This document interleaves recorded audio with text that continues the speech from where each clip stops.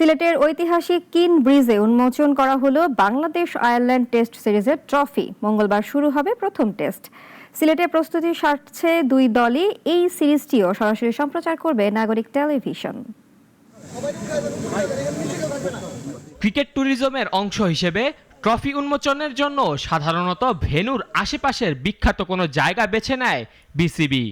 এবার Dutch Bangla bank Bangladesh Ireland test সিরিজের trophy উন্মোচন হয়েছে সিলেট নগরীর ঐতিহ্যবাহী কিন ব্রিজের নিচে আলী আমজাদের ঘড়ির পাশেই।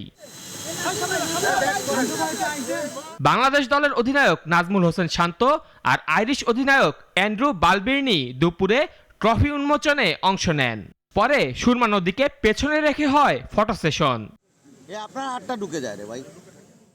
এদিকে ফটো সেশনের আগে সকালে অনুশীলন করেছে বাংলাদেশ দল।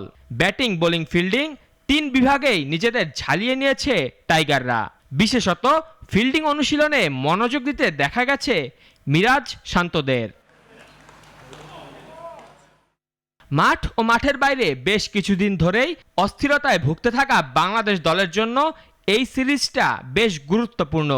ব্যাটিং কোচ হিসেবে সাবেক ক্রিকেটার আশরাফুলের প্রথম অ্যাসাইনমেন্ট এটি। এছাড়া সিরিজটা বেশ স্মৃতিবহ হয়ে থাকবে মুশফিকুর রহিমের জন্য, কারণ সিরিজের দ্বিতীয় ম্যাচটি এই উইকেটকিপার ব্যাটারের শততম টেস্ট।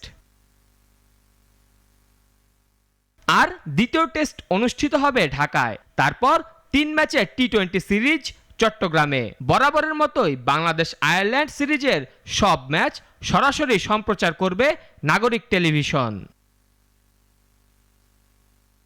মেহেদী হাসান মুন্না, নাগরিক।